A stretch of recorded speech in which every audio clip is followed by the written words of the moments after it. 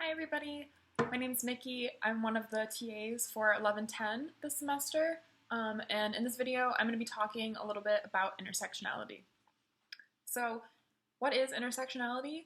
It is a way of understanding the complexity of people's lived experiences. It's a framework for better conceptualizing the ways in which different social categories, different forms of oppression are overlapping and interconnected. So it's a way that we can better see all of those things as they're happening at the same time and critically informing and shaping one another. So it is a term that was coined by Dr. Kimberly Crenshaw in the late 80s, early 90s, and she is a Black feminist legal scholar. And it's really important for us to remember the origins of this term because it was created to describe a really specific situation, which was an experience of discrimination by a Black woman, Emma DeGraffenreid, who was applying for a job and believed that she was denied the job because she was both Black and a woman. And the legal system literally could not recognize the type of discrimination that she was facing because she wasn't just a woman, she wasn't just Black, she was a Black woman. So they literally did not have a way for seeing the specific case of discrimination that she was experiencing.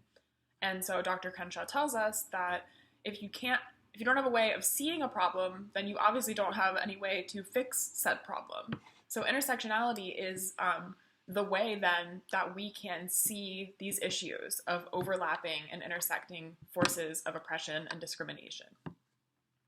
So in the TED Talk that we watched Dr. Kimberly Crenshaw give in the Sway on intersectionality, she talks quite a bit about how, as a society in America, we tend to not know the names of Black women who have been murdered by the police.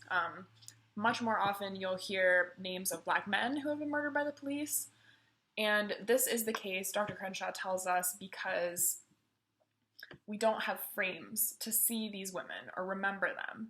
We don't have literally like a way of understanding in our brains how these things can be happening all at once. They just slip through the cracks because we don't see their oppressions as intersecting, as happening at the same time. And so Dr. Crenshaw tells us when facts don't fit in with the available frames that we have, people have a difficult time incorporating this new information into the ways that they understand the world around them. And so when we can't incorporate this new information, it has really very real consequences for people who are affected by these forms of oppression. So, for example, when it comes to things like structures, institutions, power, the news does not focus on these women. Policymakers don't work for them. Politicians largely ignore them, as we are painfully aware of right now.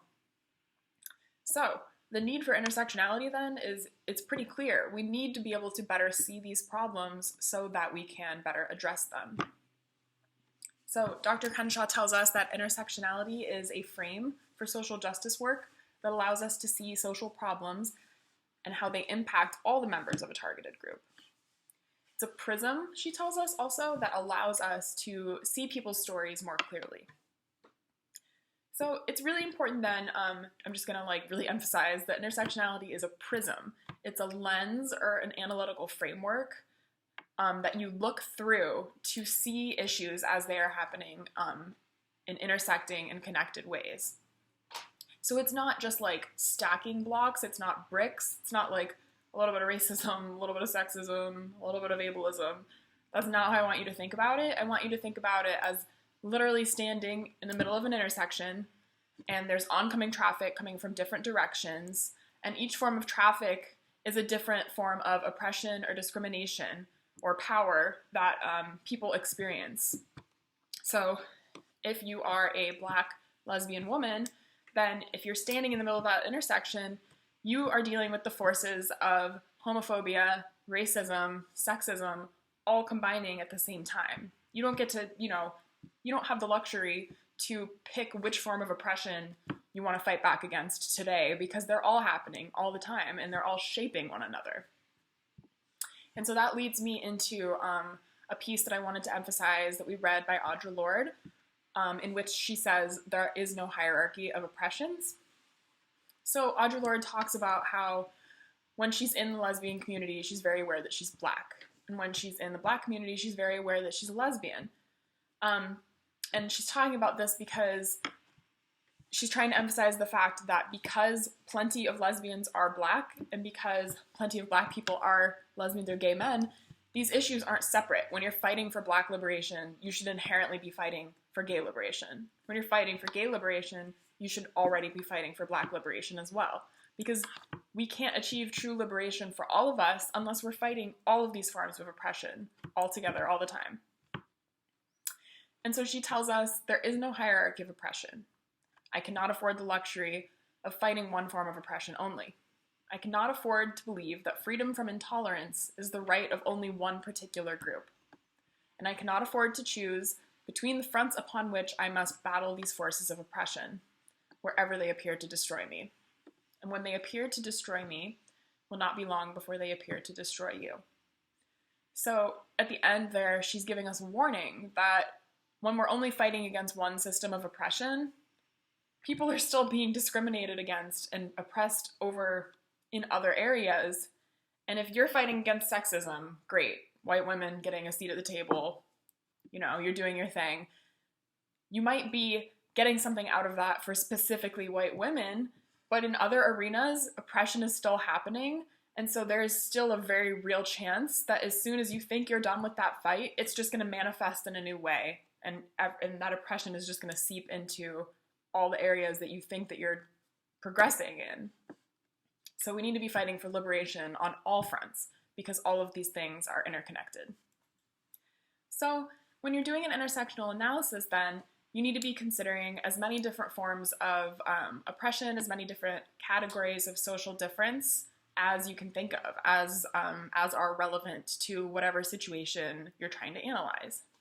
So always be thinking about race, always be thinking about class, gender, sexuality, ability, nationality, so many more things.